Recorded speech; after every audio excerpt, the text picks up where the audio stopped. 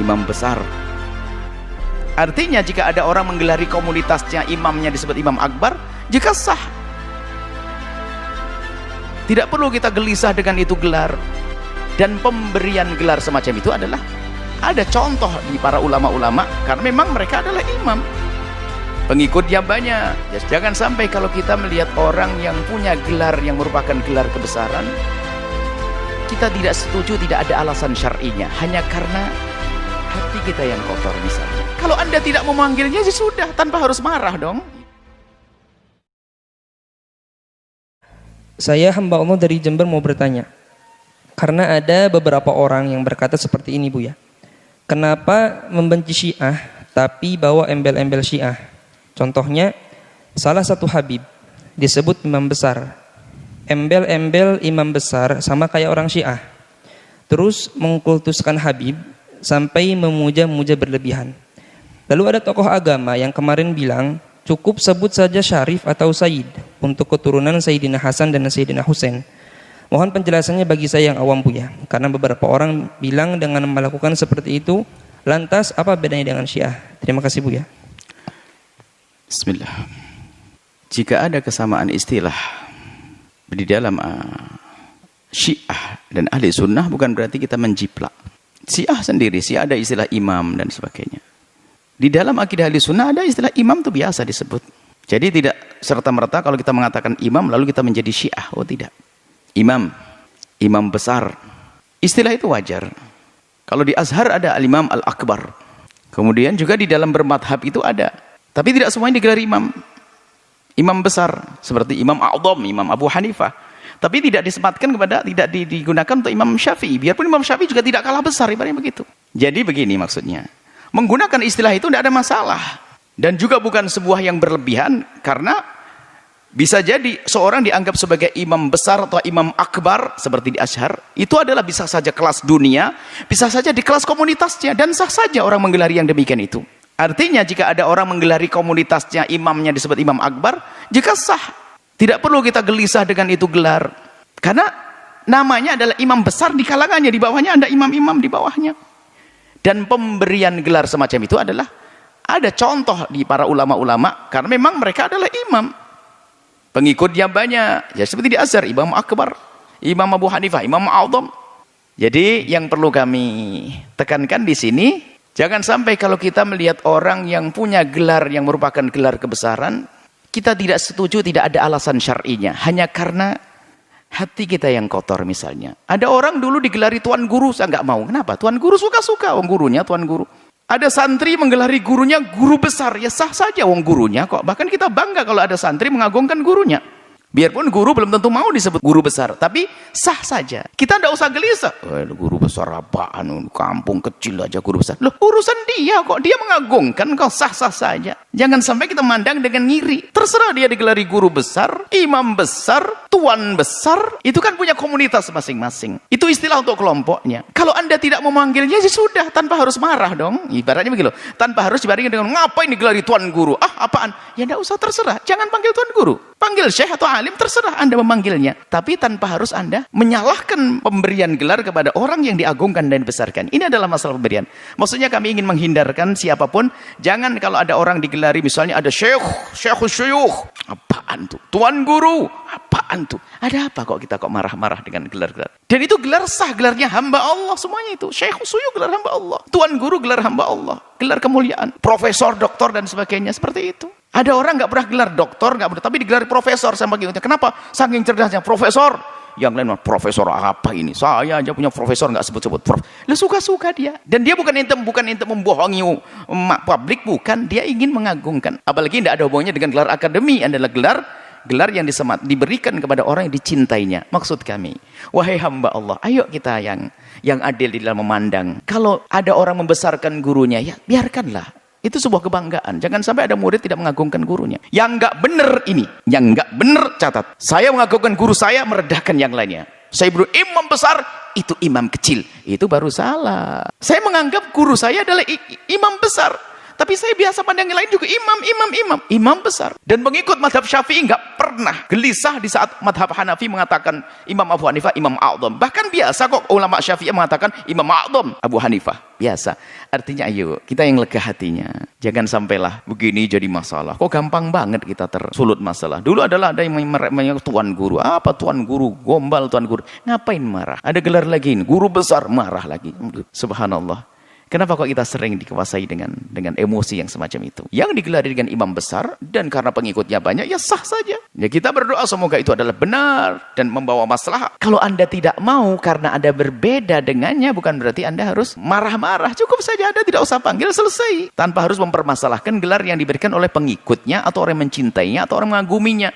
Karena menurut mereka sah dan kriterianya masuk, selesai. Kita jangan seperti serigala yang tidak bisa meraih buah anggur lalu bilang anggur itu kecut. Karena saya tidak bisa pakai gelar itu, lalu saya tidak mau ada orang punya gelar semacam itu juga ngiri namanya. Selesai masalah. Masalah apa tadi? Imam besar. Kemudian setelah itu apa? Habib, Sayyid, Syarif. Jadi begini loh ya, kalau kita kembali kepada bahasa, ada dzurriyyah baginda Nabi SAW, cucu Nabi ada. Dari Sayyidina Hasan sampai Sibtain. Keturunan daripada Sibtain, Sayyidina Imam Hasan, Imam Husin, sampai keturunan sampai hari kiamat. Itu adalah dzurriyyah Rasul SAW. Ini kita letakkan di sini dulu. Kemudian masalah secara bahasa. Jadi secara bahasa, Syarif, Sayyid, apalagi tadi, Habib, itu secara bahasa tidak menunjukkan kepada ahli bait. Sebab Habib itu, secara bahasa, Habib itu secara bahasa adalah sifat musyabbahah, yang artinya adalah Al-Mahbub dan Al-Muhib. Habib artinya mencintai dan juga bisa diartikan dicintai. Unik bahasa Arab. Ini cara bahasa. Adapun Syarif adalah orang yang mulia. Syarif sama sifat musyabbahah. Syarif mulia, maknanya mulia. Rafi'ud darajatin, rafi'ul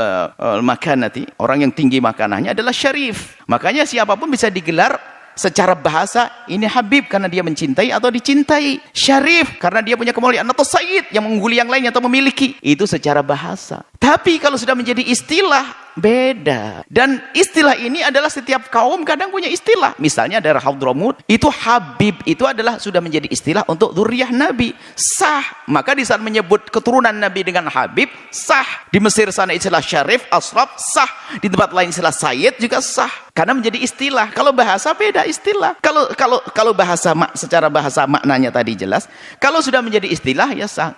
Kalau ada orang turunan Nabi kok disebut Habib, loh memang kenapa? Seharusnya disebut Syarif. Yang lain bukan. Keturunan Nabi disebut Syarif, sebenarnya Habib. Semua itu istilah dikembalikan kepada siapa yang membuat istilah. Jangan dikembalikan kepada makna lafaz. Makna lafaznya nggak nyambung memang.